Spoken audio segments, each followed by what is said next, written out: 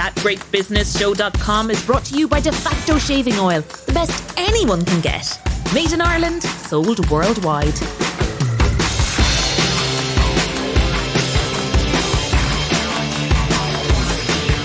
Welcome to ThatGreatBusinessShow.com, episode 11, first broadcast on Friday, the 4th of December.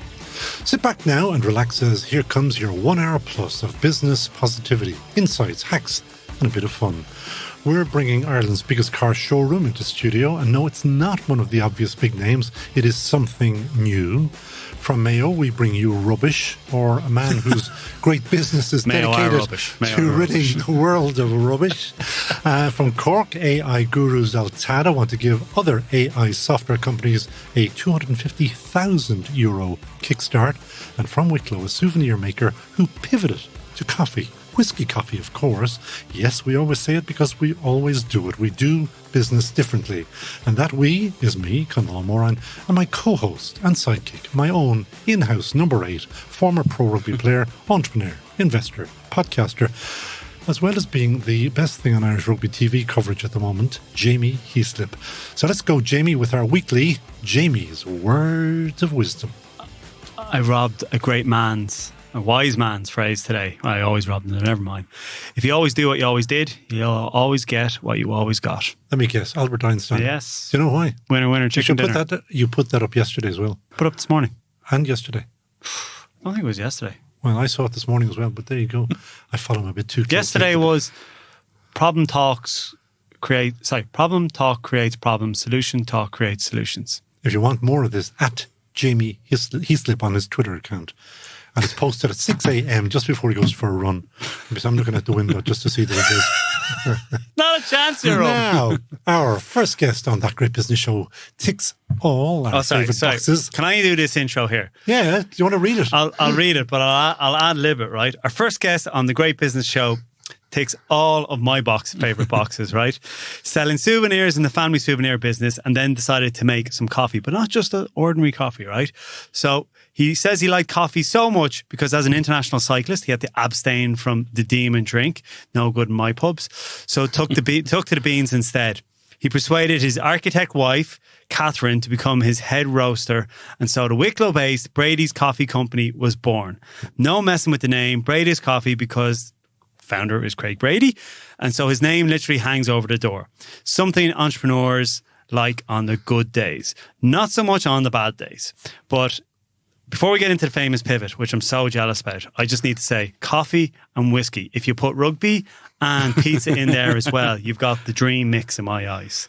How did you make the pivot? And how did you go from souvenirs to bringing two of my favourite things together? It came about from the souvenir company was my work, but coffee was my passion. And I'm going to put it down to actually a midlife crisis. I turned 40 and I went, if I don't do something now, I'm never going to do it. So in 2017, we looked at the market. Starting a coffee roasting company and going knocking on doors, it's a really tough task. You know, there's so many of us out there now. So I looked at the market and I saw a gap within the souvenir industry. So a market that I knew. So we created a product that fitted really well into the souvenir market, the confectionery market, which is a huge part of it. If you go into any souvenir shop, you'll see the confectionery part is one of the biggest, with teas and chocolates and all that type of stuff. So I was confident in my roasting. I knew I could roast well. So we worked for about 12 months on a brand and a design. And we released it in 2017 at Showcase Ireland, actually. Oddly enough, released for a coffee company, but that's what we did. And it instantly worked. And like you, I'm a big whiskey guy. I love my whiskies. So the whiskey coffee combination is an absolute classic. So myself and my brother actually decided to look at combining the two, and that's where the barrel aging came up. And nobody else is doing it? No one else is doing it, I didn't realise that you can get whiskey barrels all around the world, but it's very, very hard, unless you're in Ireland, and even in Ireland it's not that easy, to get Irish whiskey barrels. Why is that? The distilleries are quite possessive about what happens to their barrels after they're finished with them. What normally happens? What normally happens is they're sold off to maybe, different alcohol companies around the world who want it, but they really have to know what's happening with the end barrel. In Ireland, a lot of them are sold on and they're used for outside pubs, all the barrels outside pubs and things like that.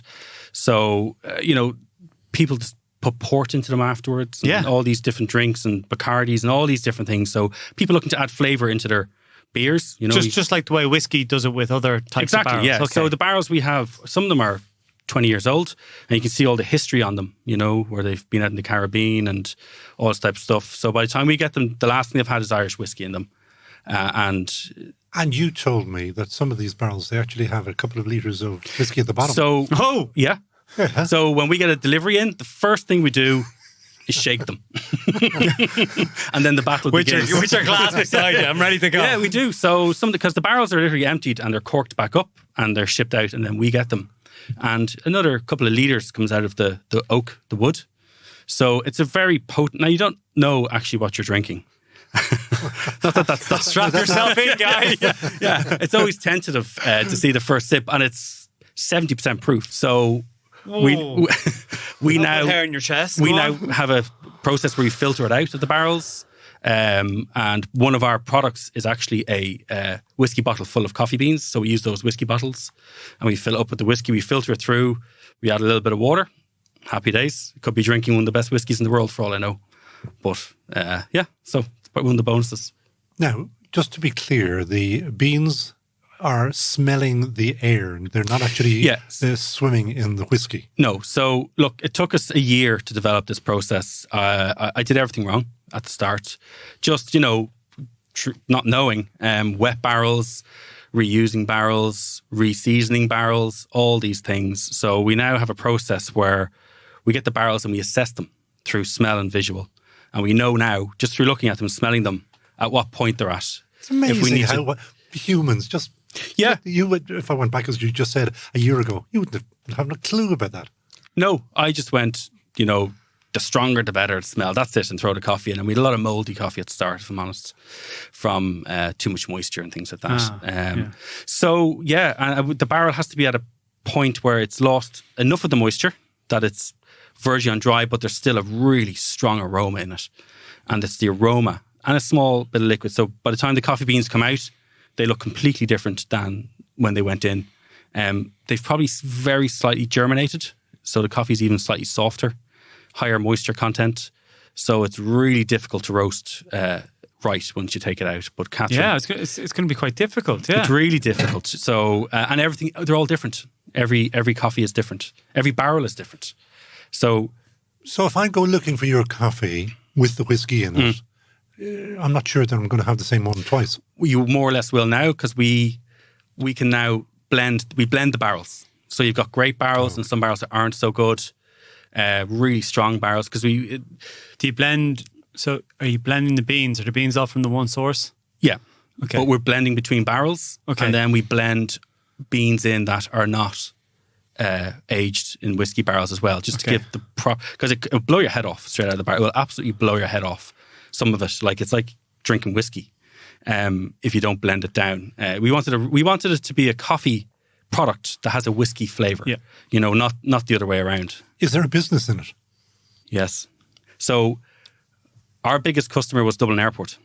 Well, there was a business in it. There was a business in it, and our customer base was completely based around the souvenir trade within that product.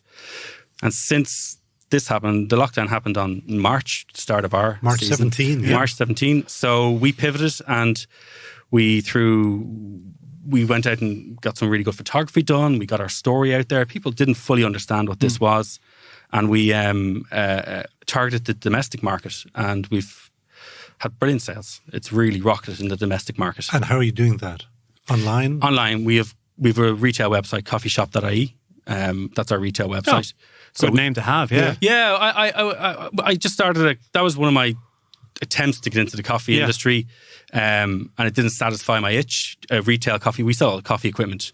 And now with the roasting company, it all ties together really well. So all of our coffees are available in that. So you're not supplying, I'm sure you are supplying souvenir type shops, but there's not a whole lot going on with them, seeing the tourism has gone. So your direct consumer way now is purely through your store? Online store, online advertising, and actually hamper companies have been a godsend this year. I think everyone in Ireland is getting a hamper, from what I can tell.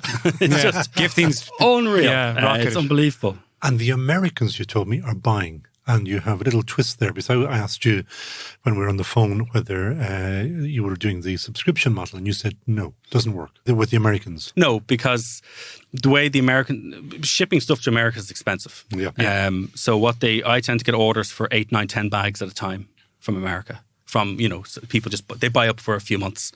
So what I wanted with our coffee was, people see it. It's a beautiful bag. And people probably expect a bit of a souvenir, gifty item, but they're surprised when they drink it. And you go onto Amazon, any of those guys, you'll see we're 5 stars for reviews on our products. So they're pleasantly surprised with the quality that they get out of it. And they come straight on to us and start ordering. They've ordered direct. So we have a big retail around the world. Australia, lots of parts of Europe, Northern Europe actually is a big one. You do have a big problem, though, just trying to get that name out.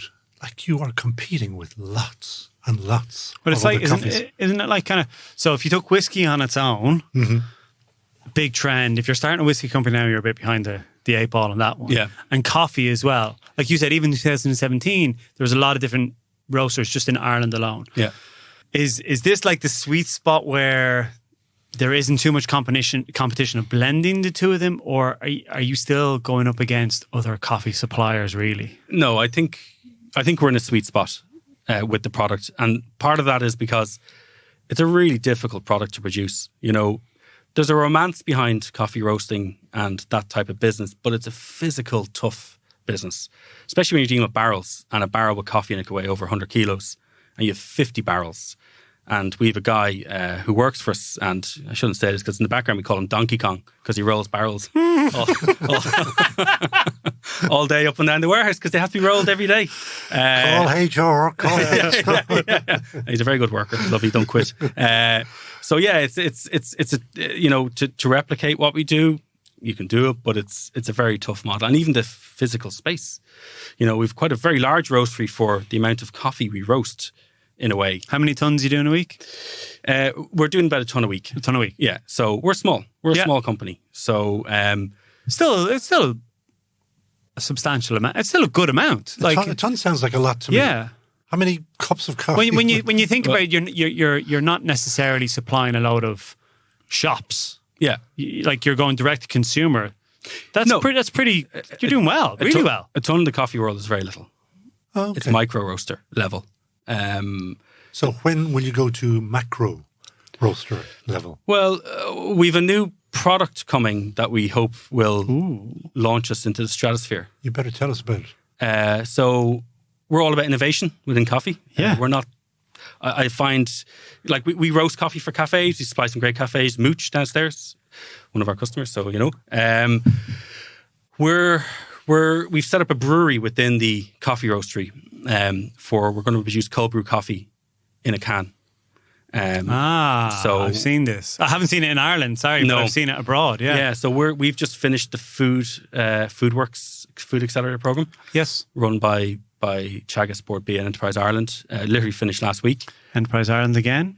And the Leos have been very good to you as well. The Leos have been unbelievable. Wicklow Leo. Yeah, all of this started with just a casual meeting with our Wicklow Leo, and they guided us in the right direction. But so we're going to roast, grind, brew, and then we have this filtration system on the coffee. So what you end up with as a coffee base is cold brew coffee is beautiful. It's beautiful. It's coffee brewed cold. And so you just haven't had it right.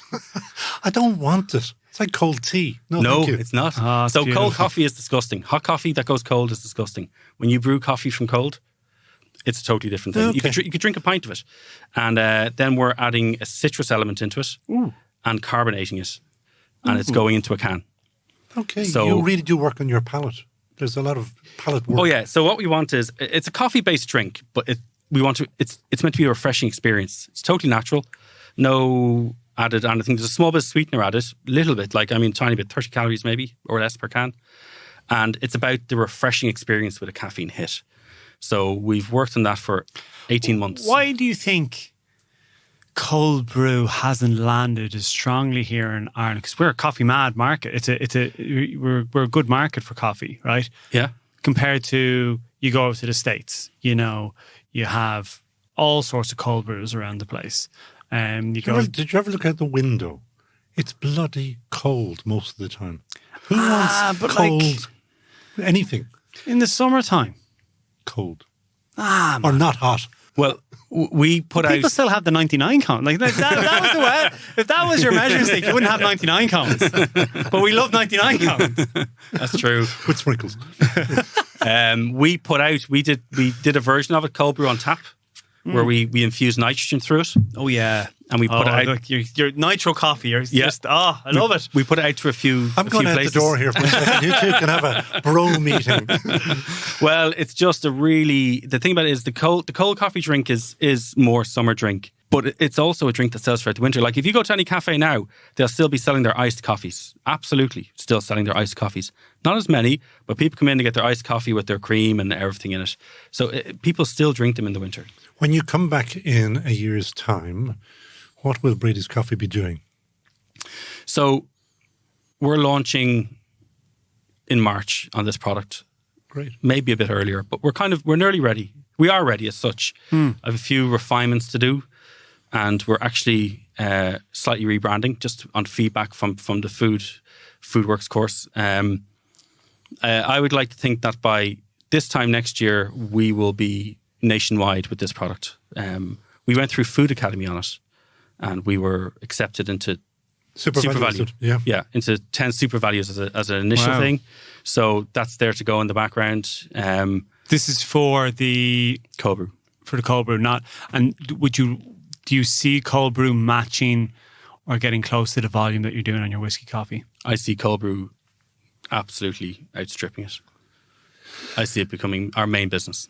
Are these the dreams of the entrepreneur, or have you been through the ringer enough times to say, you know, it might work, but then again, might not? Well, at the start, it was a dream. And I'm a type of guy who decides to do something and I just do it. And, you know, ignorance is actually bliss. I'm sorry, it is because if I knew what was ahead of me, I wouldn't have done it. That's the truth. I would not have even started. Every entrepreneur. I mean, if you knew as much as you do afterwards, you'd say no thanks. Actually, just on that, right? So you think of coffee and people automatically go, oh, great margin in it. And there is good margin in it, right? Mm-hmm. And then you add in the complexities of the whiskey and that, right? So that's adding a layer to it. Is the margin the same with cold brew when you're bringing nitrogen in and there's a bit more processing to it? Well, with in a can, at the moment, we are proof of concept level. Now, we have our own canning line. We brew everything ourselves. And it would be hard to make money at the level that we're at. But it's proof of concept. And once I prove the concept, once I prove the sales, you have to step it up in the drinks industry. You have to become big. So final question on that. Do you need money? Yes. So what could Team GBS... This is going better than I thought. The listeners, Team GBS, yeah, they have been known to, stump up sometimes, and they might like what they hear. So how much do you need? And if they like what they hear, where will they find you? So we will be looking for about 150 grand, which we are going to match ourselves. That's the cost of building a proper brewing setup for this type of thing and everything else involved. Look, if I can be got through bradyscoffee.ie or coffeeshop.ie or, just Google Brady's Coffee and if there's money involved, you get on your bike and cycle to them and do it. Absolutely. I'll come running down the road screaming at them. That is Craig Brady. And Craig, when you come back to us, you will by then have launched all of these new products and hopefully you're just going to go zoom through. Absolutely. I'll keep you updated. Great. Thanks so much, Craig. Okay. Thanks, thank Craig. you. Great. Thanks. It's all go like Cursey Gno on thatgreatbusinessshow.com. That Great Business Show. Thatgreatbusinessshow.com is brought to you by De Facto Shaving Oil. The best anyone can get. Made in Ireland, sold worldwide. Jamie, I presume you've sold off heaps of old rugby gear on Dundee, and when you were writing that description, I bet you were really chucking around like barely used. Well, that's the kind of stuff you do. Have you sold anything on Dundee ever? I can't say I've bought stuff on Dundee. Yeah. I don't think I've sold anything on Dundee. I know rugby players who have sold stuff on Dundee. Because it might come in hand as in unused. I know one very well-known rugby player who was moving house and sold a lot of his old furniture on Dundee. Furniture? Yeah. You don't play in furniture, do you? No, but he slept on it or he sat on it or I don't know what else he did on it. Well, anyway, Dundeel is going big into cars, and they've plucked Elaine Doyle from Google, where she was promoting YouTube until 3 months ago. But now she's with Distilled Media, that owns Daft.ie and Dundeel. And Elaine wants the world to know that, as they put it, that when it comes to cars, when scaled for Ireland, that's their term, that Dundeel is now as big as Auto Trader is in the UK. And that's why Elaine Doyle has joined Team GBS today to tell us about this and more. Elaine, very welcome to That Great Business Show. Thank you. You've gone huge in cars. Huge in cars. Why? I think a couple of things. I think focus within the business. So I think for anyone who's ever met the Fallon brothers, they are massively passionate about making things better for Irish customers. And one of the things that we're really focused on is trying to make car buying brilliant. It's just one of those challenges that everybody has. You buy a car a couple of times in your life. And in order to make it better, we've partnered with a lot of dealers in Ireland. So about 95% of Irish car dealerships are actually on Dundeel now. Is that a function of COVID? Because they weren't online and then suddenly they needed to be online, and then Dundeel wisely, you guys came in and said, we can do that for you. Yeah. I mean, it was a part of, it's been, I suppose over the last couple of years, they've been slowly coming on, you know, as one dealer sees results for their business, they tell another. But back obviously in March, we had dealers suddenly not able to do business. And so we became, I suppose, their partners in bringing them on. And it solves our mission in that we want customers to feel really confident about the cars that they buy. And, you know, car dealerships can do that for customers. They have warranties, they have, you know, all of the finance options, everything that's going to reassure you. So it made sense for us. It's kind of a win-win situation. Did you see any interesting kind of insights or trends, Elaine, off like over the last, whatever it is, 9 months now? I've lost track of all time this year, basically. But since COVID, have you seen kind of what are the interesting insights you've seen in terms of cars and Dundeel and the transactions, buying, selling, everything in between? Yeah. Finance options are a really big thing. And that's one of the reasons why, I suppose it's actually tomorrow, I think we're launching it, is a new finance calculator and end-to-end payment solution. It's actually, we're trying to claim it's a world first, but my boss won't allow me because I can't verify it completely, but I still can't find somebody to disprove it. We'll say it, put a little star beside it, right? Yeah. And what's so unique about that? So it's end-to-end, completely contactless on new cars. So we've teamed up with Bank of Ireland, essentially. And what you can do is kind of from the comfort of your own home, go on, apply for your finance, and then within 24 hours, be approved, select your car, and get it delivered if you want. Well, but hang on a second now. If I want, and I'm old school. You're very old. And if I want to buy a car, I'll go down to the dealer. Yeah. And You can't now. Well, maybe you can today. Yeah. Today. Okay. Yeah. Let us say that I can walk in, she is going to chat to me. I'm going to sit in the car. Can't do that online. Mm-hmm. And she is also going to tell me, what can you afford? And work it out for me.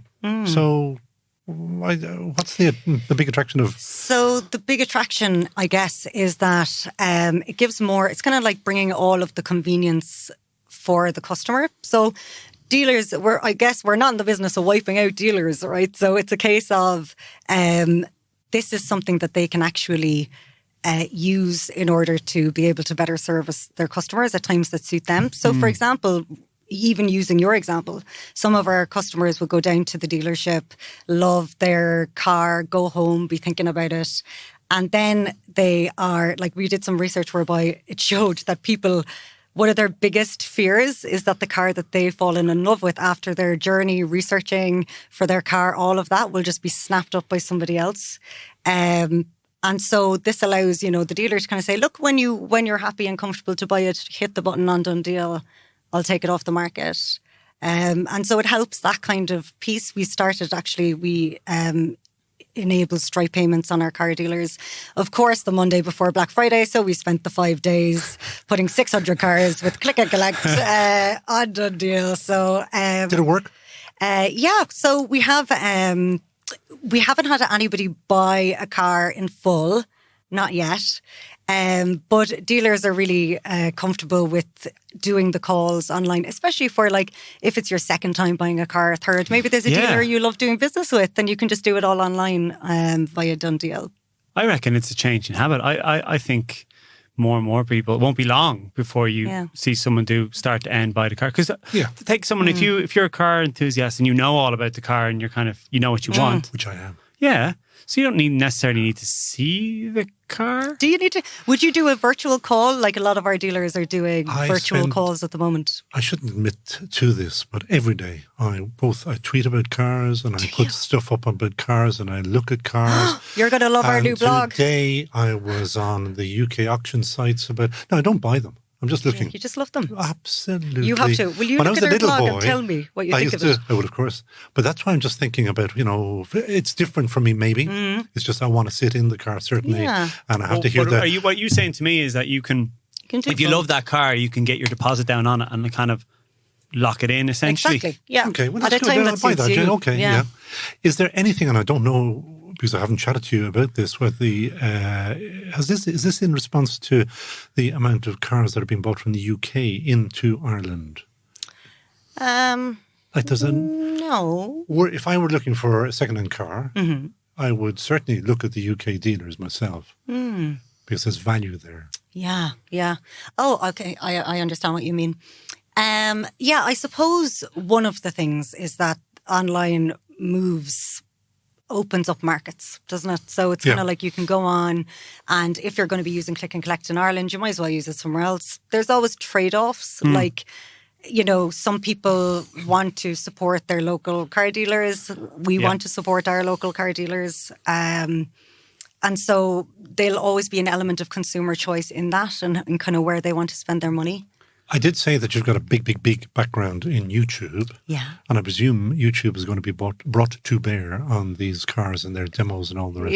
Yeah. What are you going to do? How did you guess? Yes. There's another guy, and I think I did say this too. There's a guy in America called Doug DeMuro.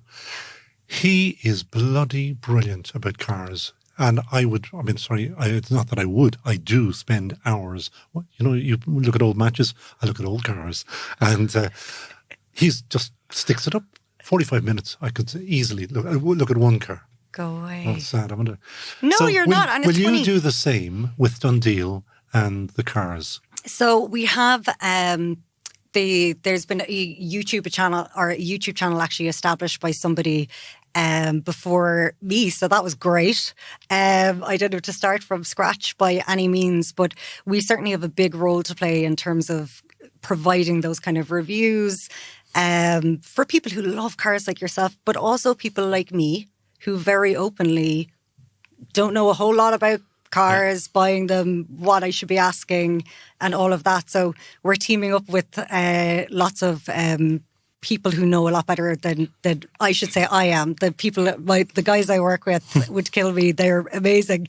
But for the likes of me, I suppose we started kind of building out a blog, and I know blog sounds so 1960 whatever, but essentially it's content that's going to help somebody like me. So all of the questions that I have, what's the difference between bloody well, like even finance, like what's the difference between PCP and hire purchase, or what's the difference between this kind of a car and a different one? Like I don't know. So we're hoping to help people with those kind of questions. Done Deal is in business. Where's the money for Done Deal in this? Where do you get your turn? Yeah.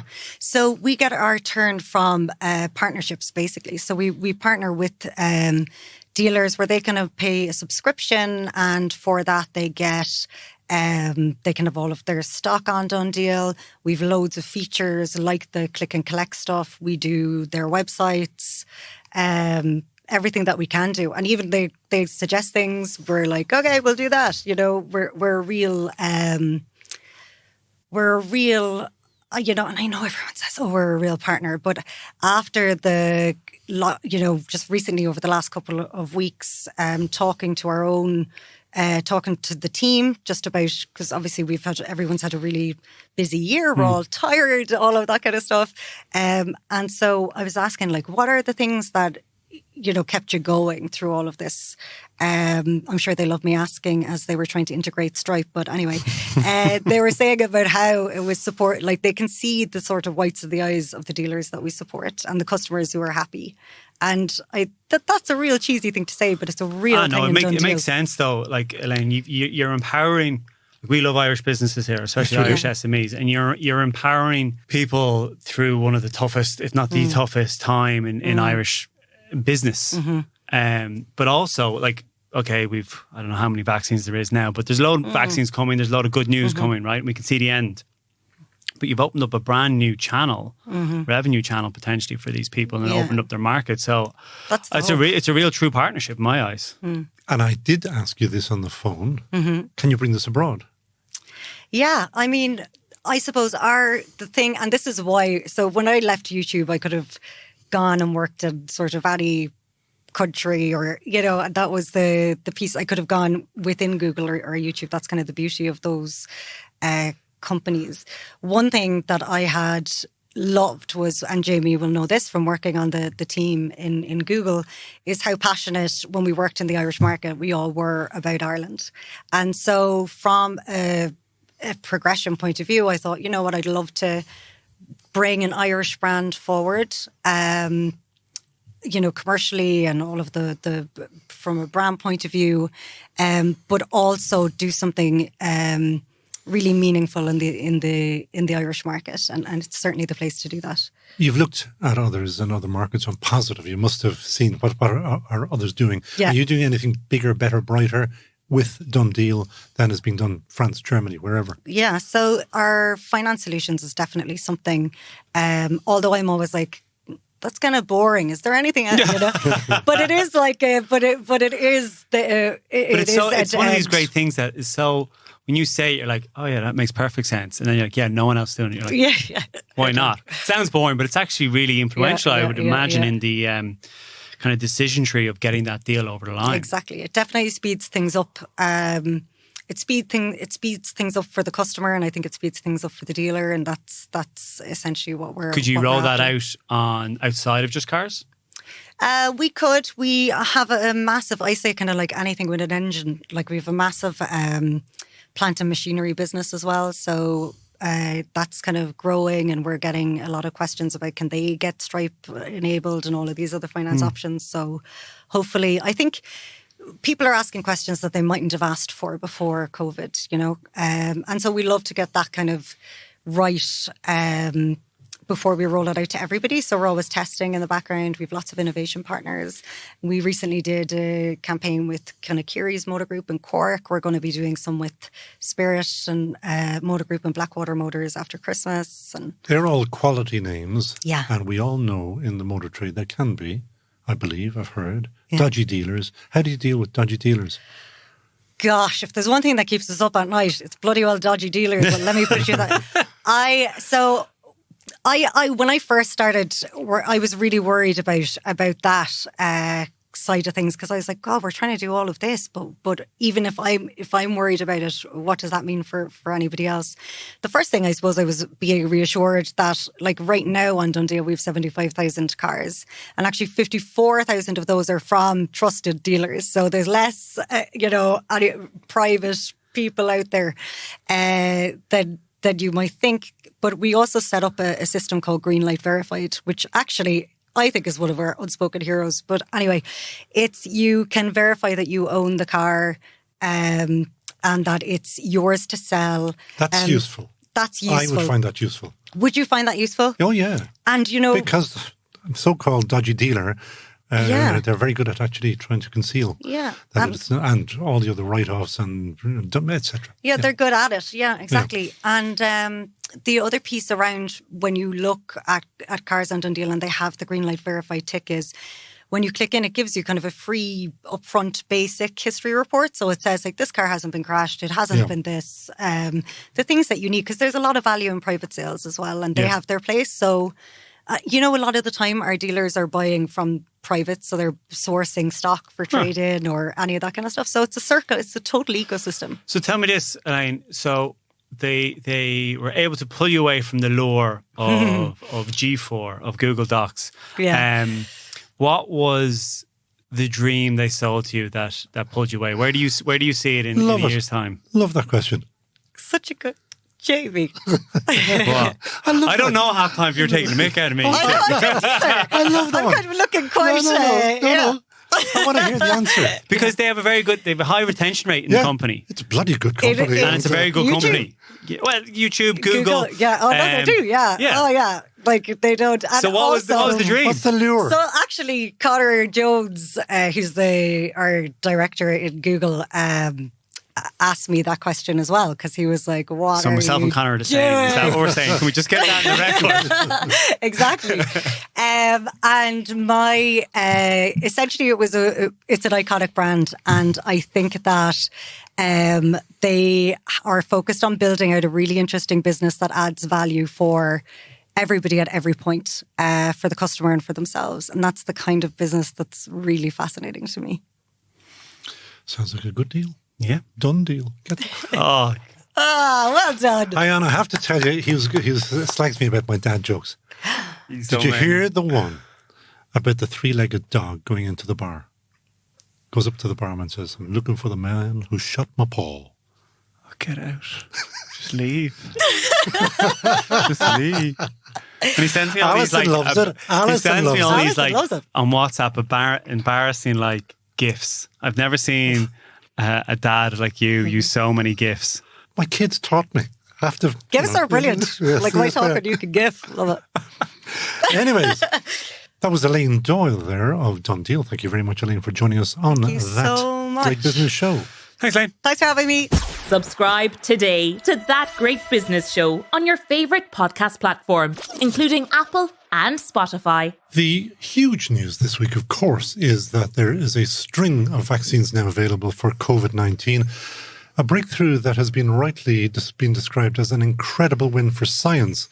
The search for that vaccine was shortened from decades to less than a year because of access to artificial intelligence, or AI.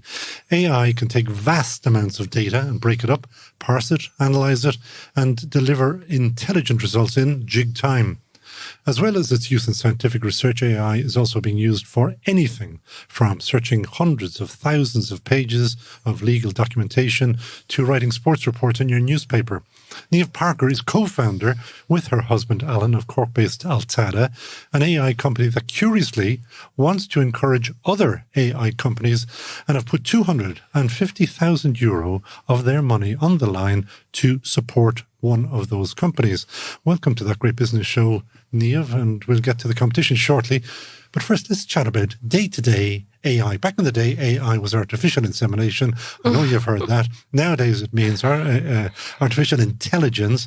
Where do I feel artificial intelligence? I think, guys, the first example in everyday use is Netflix. So it was at the stage where Netflix was giving us lots of choices, and now it's automatically playing the next big series, and it's matching. I guess there's a really rich recommendation engine that they have opened up now to open source, so people are building AI recommendation engines on that.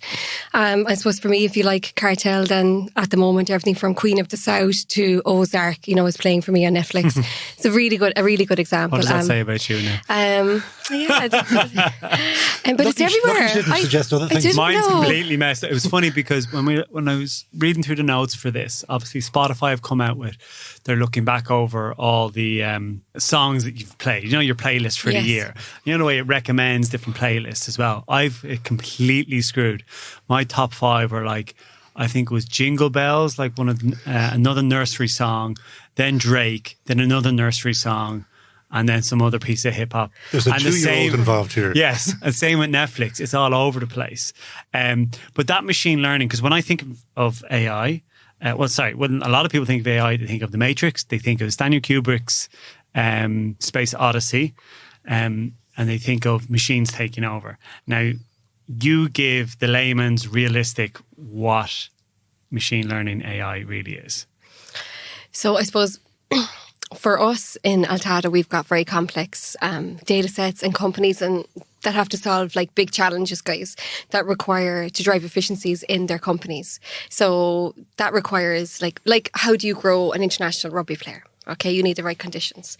You need nutrition. You need the right personality. You need the right attitude. Similarly to building an AI model, you need the right conditions. So it's not about, being a silver bullet machine learning or AI. It's the adoption of AI. It's building it into your, your innovation, into your strategy as to how you can drive efficiencies in your organization. And it starts with data sets. And it starts with people in the industry like buying into it. We're going to use AI because it's going to solve this challenge. And Colin, you mentioned an example, reading documents and legal abstraction, and there's lots of examples. And we work with specific use cases like that. But for the everyday person thinking that AI is like full of bias and it's taking over and, AI is going to replace all the jobs, it's not true. I've been hearing the bias argument now for the last 5 years, and it's like rubbish in, rubbish out. It depends on the data sets you're using and how you innovate within your own organisation. They have removed or replaced match reporters, as in football matches. That's all just chucked out nowadays. Absolutely. And also they can, determine and predict the outcome of legal litigation based on lots of certain, previous case law, which of course is logical, right? Why would you have somebody sitting down, carrying out a due diligence process for an M&A, big, huge merger and acquisition going back to 1920, like we did for one of our clients, when the machine can learn it and pull out where there's no signatures, where there's everything missing. Similarly, when you're doing loan review and abstraction of loan documents, use the machine to do it. There's less error. Just train it how to do it. So what is Altada doing? So we've got, we're very lucky this year has been incredible growth for us. This is not the, Altada show for, Altada, because we're here to tell you about our great news with Tangent and Trinity College, which we're really proud to be partnering with them guys to bring out a brand new dedicated AI accelerator called the Alcessor. And the Alcessor means that we would become the expert evidence witness to your AI. So it's to really prove and validate that we can take your AI from a minimal viable product, from a proof of concept into an actual functioning and a scaling AI. What about companies that are a bit further down the road from, let's say, startup, proof of case kind of concept area, like helping them scale out. We're not just looking for like the idea stage, but again, with an accelerator, we're also looking for incredible founders and people that have, I suppose, the resilience to see it through, because the startups, as we know, you need to be really resilient and resourceful and really ambitious as well. So it's a combination of amazing founders, great ideas, and again, just the Alcessor in the old legal terms, guys, is to survey and verify and to prove. And that will give the investors confidence that this AI is not vaporware, that it has the potential to scale and to get more and more accurate and learn and drive efficiencies for that use case. And, some of the applications that are coming in are like, some of them are COVID related. There's InsurTech. There's doing applications from TikTok to styling, using AI to see what's your correct size for clothes that you should buy from, all different disciplines and industries as well. So that's very exciting. And I presume your own analysis will tell you how many of these companies are there in the country at the moment? I think that, like Ken Finnegan, the CEO of Tangent, started this journey, guys, about 4 years ago when he started the AI for Ireland, the island of Ireland. And then they started to put together all of the academic boards to do a dedicated master's in artificial intelligence, which has had 95% retention rate, and it's gone from strength to strength. And we weren't leaning on the multinationals to do that because we put it in ourselves so that we could then get the grassroots of AI into the SME sector. And Alan, my co-founder and husband, was really passionate about this. And at one stage, somebody threw a cup at him in one of the debates about whether this should be a multinational type of engagement or offering. And, they've kept it to the fact that it's for the SME industry. And even actually one of our sponsors, Granite Digital, have one of their guys on the master's programs now doing like amazing things around marketing and AI and stuff like that. So, that's why it's been a huge success. So then having Ken as a huge champion for artificial intelligence and Alan just crazy enough to come up with all these amazing ideas, the dedicated AI accelerator was born, and it's called the Alcessor. And the two of you, Alan and yourself, are putting €250,000 behind this. That's an awful lot of money. Our sponsors as well. So we're very lucky. We've got Mason Hayes and Kearns who have supported us. Rockchop Partners in the US, which is a huge, massive asset management fund. They've got 10 billion under management.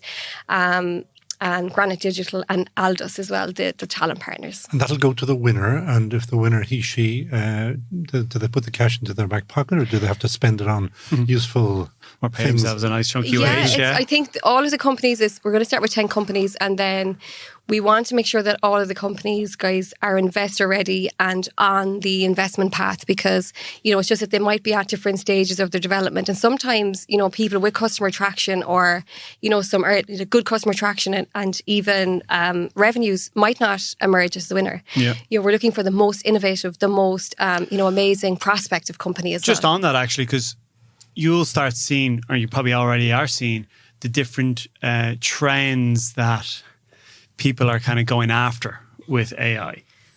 What are the current trends? Because if you're starting now, you're already probably behind. So what are the ones you're already seeing over the last couple of years, or the ones you might see coming? I think the whole area of single truth of data for individuals in consumer products is going to be very big. So it's like really learning about what people want. For example, if you travel and you arrive in Paris, where you should eat, where you should go, what type, depending on what clothes you buy from all different data sources, what would be, the best thing for you to bring back for a present, that like one truth, single data. And I think as well now the abstraction and the machine learning around processes for insurtech and financial services, you might think, guys, that they're really far ahead. When we're on client calls, they do not even know that there is a solution available for this. So it's extremely disruptive. I would say loan review, financial services, the trends is that almost AI is going to replace the traders. You heard it here first, that there will be an AI right in the centre of a fund making decisions and predicting what to invest in, when to invest in it. For example, multifamily condos, what is the trends post-COVID behaviour? Who knows? Are all the baby boomers going to sell all of their apartments down in Miami? Are people going to live closer to home? Because if they get locked down again, will they be within their 2 kilometres? What are the true values for people where they will buy? I mean, people are fleeing from New York, but now they're going to New Jersey. And these are all trends and, predictive models that AI can assist with. But do we want to hand it over? Do we want to hand the keys over? The keys of what? Well, Our decision making? Of yes. I do when it comes to fashion and beauty products, because we all know that the influencer marketing is very biased, because the influencers are being paid to tell us what to wear and what cream to put on our faces. But I would like, for example, in the future to be able to look at an AI and like a face painting AI for makeup to say where I should put my concealer, where I should put my highlighter, what clothes I should wear. And I would like to get ready with an AI. So get ready with an AI. Tell me what to wear for Valentine's night. Tell me what to wear for a wedding. Sure, I'm up for it, Jamie. Really? Yeah. I disagree with you. I don't think people are willing to hand over as much choice. And because I think we're already seeing, in terms of AI, we're already seeing confirmation bias coming in. Social media is a great one, because you keep looking at different pieces of content and it keeps serving up that same content, and you go down a rabbit hole. So I would have thought, playing devil's advocate here, that it's not the wisest thing to hand over all that data or all that choice. I think that we've got pretty accustomed to wanting convenience, and a very good example is in everyday use is Google. Where would we be without Google? But you're handing over. They're making money off you. But I'm saying that we're very happy for them to make money off us because it's so convenient. And I love that it finishes my sentences for me. Do you ever press the tab button? I don't use it. I use DuckDuckGo. Okay, well, I guess that's a personal choice. But I think mass adoption of AI is here to stay for sure, 100%. It's here. We're ready for it. No, I'm not disagreeing with that. Do you what about Airbnb, for example? Do you trust that it's telling you where to go, where to stay based on, your preferences and where you've stayed previously? And that really suits. It's really in line with what I'm thinking. I think that it's here to stay. We're already adopting. We're already consuming it, and it's just going to be a massive explosion of it over the next 10 years. And I think that this is such an important program to nurture and have the adoption of our own homegrown AI as well as international rock stars. And we do have rock stars to announce. They'll be announced in the next couple of days. And next Thursday, hang on a second now, we have rock stars. I do have a rock star to announce. But you can tell me now. Oh, you want to know now? You want the scoop? Okay, cool. He always wants the scoop. You always want the scoop. So the scoop is that Sten Christensen's from Calibra. who's the CTO of Calibra, is going to be our resident and mentor, helping us select the applications, having one-to-one mentorship, judging panel, and support for the company afterwards. And also Linda Hogan from Trinity College, who's the head of their ethics, their whole ethics department, is coming behind this program strongly to make sure that we embed, like you're saying, Jamie, for the people that are, you know, a little bit still kind of like don't want to hand over the keys of the kingdom, to make sure that there's ethics and trustworthy AI embedded into the program when you're building an AI, because just like AI is a living thing, right? And that's why Mason, Hayes and Kearns are so passionate about this accelerator as well, because there's lots of ways to protect your AI. It's, you know, improving the improvements of your existing technology, and you'll have SMEs, they're called subject matter experts, not small to medium enterprises, telling you that it's their intellectual property. No, we're the SMEs. It's our AI. I'm saying, no, it's not your AI. So it's really beneficial having them on board to help the companies protect their intellectual properties while going forward. And look, I love the law, and that's why it's called the Alcessor, because in the old legal times, if you go back over the old case law, the Alcessor is called upon as the expert witness. So that's why we propose for the Alcessor. I wouldn't want to become a lawyer now with this now. That's good. I think they're goose. So, yeah, but they are goose because, well, some of them, yeah, because rather than getting 350 junior barristers in to do your due diligence, the AI will now do that for you. And that will save you money as well. And saving money, I think we all like that, yeah? Well, let's see if it gets passed on to us first, because let's start with the insurance guys first, which we all know I have a bee in my bonnet about. But let's start with them first and get the cost down. Yes, yeah. Now, one very last and important thing is there is a deadline. There is. It's December 18th. So we have 2 more weeks to go. We do have an information session running next Thursday at 7 o'clock with our sponsors and our mentors for people to just come and ask questions to make sure that the program's right for them, and if they have any questions about what's involved. It's going to run for 5 months, which is great. And where's the hub? Time. Sorry, where is it? In Tangent. Yeah, in Tangent, Trinity College Dublin. Yep. Yeah, and we'll hope to do, depending public policy health allows us, but hybrid, but at least 3 big events. We'll keep you updated on that, but we'll do like Scrum events and sprints as well around AI, where we will have like data scientists. Scrums, sprints. Exactly. That's him. Yeah, scrums. Not you. So the scrums, it's very tech scrums, and they do sprints as well, where after the weekend, then some of the models that they create over that weekend and can be, we'll also capture a lot of that for from someone who has been around a lot of accelerator programs and currently studying through a hybrid through Trinity. I can speak highly. It works very well. The university does a great job. There you go. Yeah, no, we're delighted. Absolutely, very excited. Will you come back to us when you have found your winner? No, she'll send the AI. Yeah. Oh, yeah. All right. We'll send the Alcessor AI over. Are we going to There'll be a hologram that will pop up here. The hologram, yeah, exactly. That would be cool. Oh, this is not looking too good for us, is it? No. We're a goose. I've actually going his way now, because I don't want to be done out of a job here. And you could, too easily. I don't know, Colin. People would miss you too much. We missed you while you were gone. Original. There you go. You see, Niamh loves me. Well, I was here 3 years ago talking to you about... well, not here, in another place. Yeah, exactly, another place, exactly. So, yeah, shopping and style. No, that's very... So, December 18th is deadline. Where can people find out more information? Alcessorai.com. A-L-S-E-S-S-O-R. Alcessor, A-L-S-E, yeah. Alcessor. Yeah. .com. Guys, thank you so much. No, thank you. And thank you. You're listening to That Great Business Show with Connell O'Moran and Jamie Heaslip. ThatGreatBusinessShow.com. If you're enjoying ThatGreatBusinessShow.com, Ireland's best business podcast, please tell your friends and work colleagues about us and get them to subscribe. They can find us on Apple, Google, Spotify, etc., etc. And That Great Business Show is brought to you thanks to that great shaving oil company, De Facto. A €16 bottle of De Facto Sensitive should last for over 200 shaves for men and women. It's the best anyone can get. DeFactoShave.com. That Great Business Show. You may think that a bin is a bin is a bin, but not so. That's a great little company in Mayo called PEL or PEL Waste Reduction that I have to admit I had never heard of until De Facto owner, that's Tom Murphy, also based in Mayo, mentioned them to me because he said they were doing great things. I got on the phone to PEL. Is it PEL? Yeah, PEL? PEL? Yeah. The boss there, who just heard, that's Tommy Griffith, and the story he told me was so good and so progressive that we said we'd have to have him right now to join Team GBS. So that's where he is right now with myself and Jamie, and you're very, very, very welcome, Tommy. Thank you very much. Let's start PEL, because I know that you can talk for Ireland yourself. And we also had Donald Byrne from Mayo. Yeah, good friend of mine. Is there something in the water or something over there? You talk a lot. Yeah, when we get out of the pram, straight away we start talking. So they said, hold on, these are business people. That's why they don't win. That's why they don't win Sam. They're all just talking. It's all talk. So tell us, PEL. Why PEL? What is PEL? Yeah, PEL stood for Paramount Equipment Limited, Quality Equipment Limited. I started the business in 2005. Initially, we set about developing products for reducing glass waste. So if you go into a lot of the pubs, hotels, restaurants around Dublin or anywhere in Ireland, you will see, in under the bar, you'll see a product called Baby Jaws. And Baby Jaws is a product that we developed. We have a world patent on it.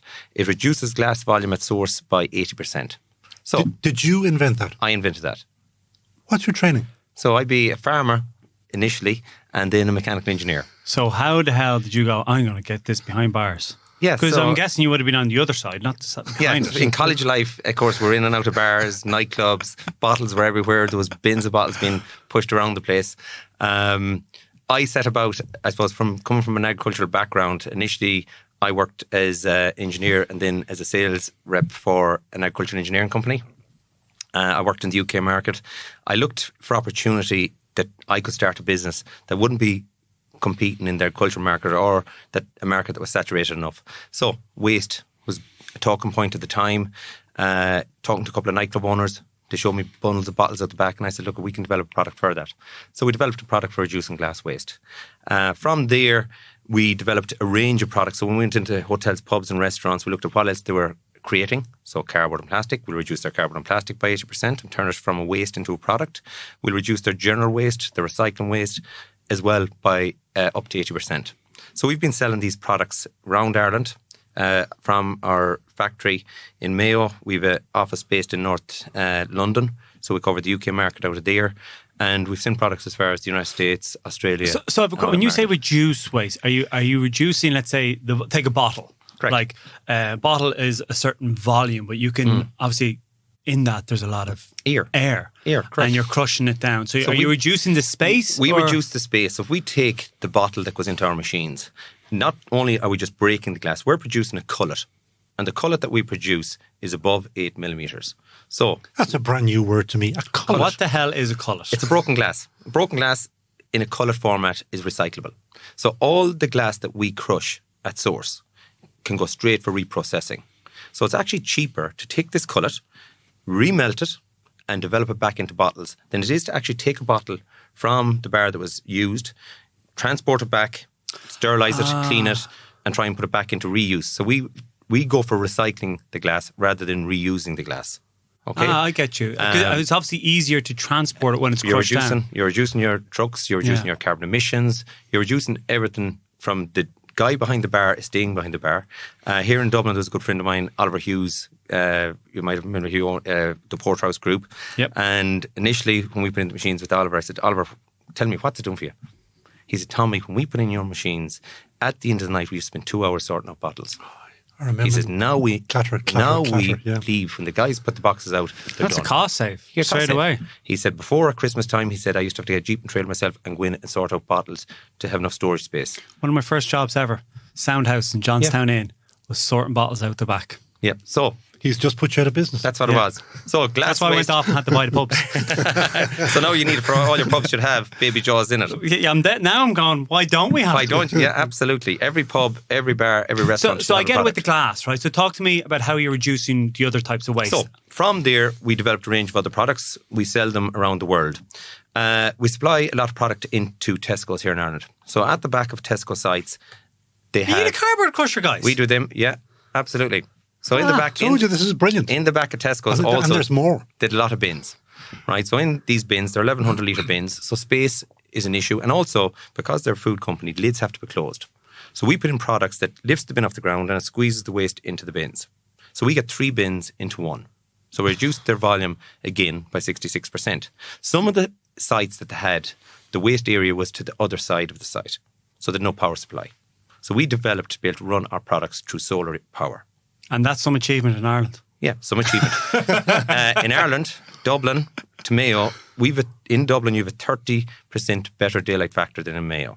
Do you really? Yeah, absolutely. Is that why they win, Sam, more than you guys? Well, you see, look at hopefully coming into winter, we're definitely going to win, because when we're used to playing in the wet weather of Mayo, when we come up here and it's teeming rain in December, the Dublin lads won't be used to it. So we're hoping for wet weather.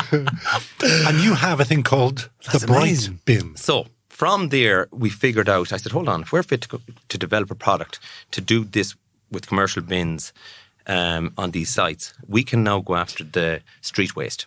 So we set about taking the technology that we developed over the last 10 years, bringing it all together and developing what we've trademarked Solar Street Bin.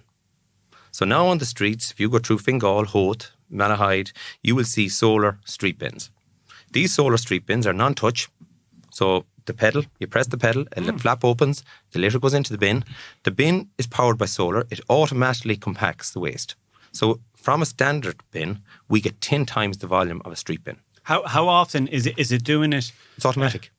So it's compressing automatically? So as the bin fills, once the bin gets to 80%, it compacts it. Wow. So we've triggered that once it hits 80%, it compacts. It will keep doing that until the bin is full. At any stage, then we've developed software. We call it Bright Bin. Bright as in intelligent and bright as in light. So our software, they can log on. They can see their total fleet of bin in their locations. They can see it going from green, amber, red. Yeah. They can see the percentage fill level at any time. They can see exactly who's using the bin, or not who's using the bin, but how many times the bin has been used. So we know now that bins in certain areas are busy. So you know the peak times? Peak times, non-peak times, all that good stuff. And then do you... Sorry, maybe when you're about to say this, does your software give a route map for them to kind of go when they log on efficient? So I suppose from our software point of view, first of all, you have the administrator. So inside the council, there's someone that's going to be the administrator. Then you have the drivers, the guys that are on the ground. So the guys on the ground, they have an app. They can log on to their app. They can hit find and it'll bring them to a bin, but we can filter. So now they're only going to the bins that are above a certain level. So rather than emptying bins, whether they're 110% full or 10% full, they're only emptying the ones that are 90% plus. And then you can, I'm guessing, sorry, where that goes is off the data. You know the trends. So you know when some bins are like, it might be nearly full, but you know that like, I don't know. It predicts. It's not going to be that busy for another day or two. So actually you're good. Absolutely. Correct. So that must cut down even more costs. So look, it's creating an efficiency. So our Bright Bin software with our compacting bins creates an efficiency. So now we're reducing the number of trucks on the road. We're reducing the emissions associated with them. And remember, when trucks go emptying, if we take Galway city centre, they were emptying the bins 3 to 5 times on Shop Street through the day. So they now have to go down to a pedestrianised street, try and empty bins, interfere with the general public. We put in our bins. They're now down to every second day. They go in at 6 o'clock in the morning, they drive through, they empty their bins, and they're done.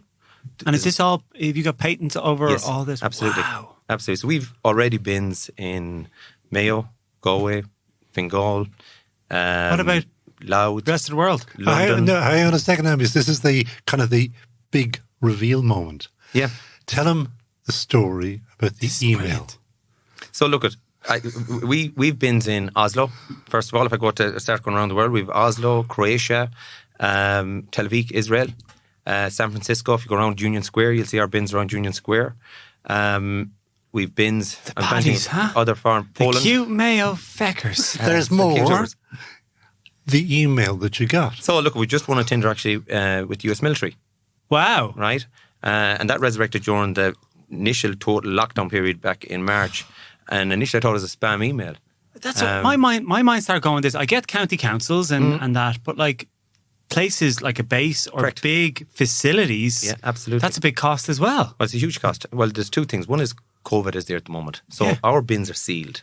So birds cannot pull out the waste. Cats cannot pull out the waste. In an air base, the biggest problem is birds, right? So with our bins, keep them out. We're keeping the birds out of the bins. So therefore, they're not coming in initially to pull the waste out of the bins. So you're reducing the risk. If we take the streets, again, Howth, Malahide, when they put in our bins, they said cigarette butts. There was no more cigarette butts on the ground. There was no more litter on the ground. They thought it was people that was leaving the litter on the ground. It wasn't. The seagulls come in at 5, 6 in the morning and they pull all the litter out of the bins. Yeah. Whereas with our bins, they cannot. I'm going to ask you for the third time to tell me about Sorry, I tell Jamie interrupted, yeah. about this famous email, because there's a lesson For all businesses. Look, we're talking about that one. In relation to back in March, as I say, Kevin sent me on an email. He said, look, do you want to go back to these guys? It could be a spam email. But look, we've been promised millions from all that Africa or something? Yeah, and well, not from Africa, but the US. So I said, look, I should go back. So I sent a 2-liner back. I said, look, yes, absolutely. Here's the price. I said, if you want to do a call, I'll do one with you in next 10 minutes. Next thing, email back, absolutely. So next time we did a video call. Next thing I said, hold on, these guys are actually real. It's the US military. Did they have the whole get up on? Yeah, they were ready. They were talking with us. Yeah, right in front of it. So that started a conversation. What was the due diligence like to get through that? Huge. The due diligence was huge. We've been, I suppose, one thing, in a lot of ways, Did you ring up Joe Biden and go, here, Joe? No, we didn't have to do that at all. Once he saw our great personalities in the West of Ireland, and he said, hold on, we can relate to these guys. Does Joe Biden have these in the White House, or will he? He will have. Definitely. But it goes to show you, from a business point of view, you can take anything for granted on an email that's coming in. Yeah. I suppose we've changed the way, last year I used to travel every week or every second week. I'd be out of the country a couple of days at a time. Since COVID came, I haven't been out of the country since about the 5th of March. So now we've developed a training room. So we've moved into a brand new factory in the last couple of months. We've new offices, so we've plenty of space for social distancing for our staff. But everything is on Teams, Zoom. We've a special room designed for, like here, a studio, where we can do live demonstrations, live calls, show them the products, whether it's a glass crusher or whether it's a solar street bin. It's getting the product. Once people see the product, whether it's a bottle crusher or whether it's a solar street bin, see it, nearly feel it, touch it, they can see what it does. So they can see why it will keep our streets cleaner. I suppose the other big thing that we're talking about at the moment, and back in January, was single-use plastics. Well, if you're emptying a bin 10 times a day, you're using 10 different bags. Whereas if you're emptying the bin with our unit, first of all, inside our solar street bin, we have a standard wheelie bin. So either it's a 120, 240 or a 360. So that can be emptied by the standard cum truck that we see that's emptying household waste. So now we don't need a bag at all. So you're getting rid of a single-use bag. Or if they do want a bag, they can have a bag in it. So we're ticking a lot of boxes. It's not just a bin on the street anymore. This is a valuable piece of real estate. So and data. Really good so data we have points. bins on streets that we're getting the data from it. And if they're renting it, we have that footprint. And you said that you have an office in North London. Yes, absolutely. But you also told me that Brexit, you're turning it down big time in the UK. Yeah, look, Brexit has gone off the radar for a lot of business. It's not going away. We're only, I suppose, 2.5 working weeks left to Christmas and this year. There's still no deal done. From our point of view, from a components point of view, we have been, I suppose, 2 years ago, starting to source further afield, whether it's in Europe for components away from the UK market for that reason. Every other company, I suppose, has done it. You're trying to protect yourself. We set up a company in Britain for that reason because of Brexit coming along. So we've PEL UK Rentals is a company that I own. That's to have ourselves ready that if there is a crash out, we will still be able to trade. Every company out there there's no blueprint on what's perfect in relation to Brexit. However, you have to try and protect yourself. Every business owner, no one protects your own money better than you protect it yourself, I suppose, at the end of the day. So you have to make your own decisions and look at what's the best for your business on that side. So it's going to be interesting. Look at come January the 1st, we have enough components in to keep us going till, and there was coming out of the UK. We've increased our stocks to keep us going to probably May, June of next year. Necessity is the mother of all invention. And look, you're kind of you've got a foot in each camp. Correct. You're as prepared as you can be. Yeah. And then, I mean, we kind of see where the cards fall. But in terms of the business, I have no doubt in this. So I want to see Mayo for Sam. I want to see Joe Biden with these bins in the White House. What do you want to see? Every bin you'll see will be green and red. I want to see our bins. Look at the pride we get. When I see a guy sent me a text yesterday evening from the States, and he's telling me where they're living out there. He said, "Is this your bin?" I said, "Of course it's our bin." Look at it's pride in the product. It's pride in where we came from. We manufacture in rural Ireland, so anywhere you're creating a business that's touching the outskirts of Ireland or different areas of Ireland, you're bringing every product. If it's only a biro we're sending out abroad, it's bringing revenue into this country. Yep. So every bin we send out, or every bottle crusher, or every baler, or every bin compactor, we're bringing revenue in. For any company to survive, you have to have exports. We love it. We love what we do. We have a good team around us. And the world is an oyster. Will you give us a discount in the bar? Absolutely. What we'll do actually for you can have one for €25 a week and have a unit. You don't even have to own it. We look after all maintenance, we look after the warranty. He's always on the take. I'm on the give. I'm going to bring you to Connecticut because I'm sure that we can get you business in Connecticut with the Ireland Connecticut Business Council as well. Well, I mean, you're already in there across the state, so fantastic. It's an incredible business. Oh, fantastic. And I'm delighted that Tom Murphy told me about you. Yeah, and congratulations. You. And thank you very much for having me here and let me share our story. Well, that's Tommy Griffith of PEL. PEL. Never know whether it's called PEL or PEL. And that is it from That Great Business Show. And thanks to our sound engineers here at the Dublin South FM podcast studios. They are Alison O'Dwyer and Peter Rice, making a pig's ear sound more like a silk purse. I think that's good. The runaway winner of the most helpful person on the planet this week is Jessica Kenny at the Wicklow Leo, who gave us 2 superb leads, one of them being the Brady's Coffee, and we'll have another one on the show very shortly, which reminds me, if you want a company to feature on That Great Business Show, go to our website, and right at the bottom we have a Share Your Story button. You'll get all of the details there of what we're looking for in great businesses to feature right there. And finally, as usual, we leave the last word to Jamie.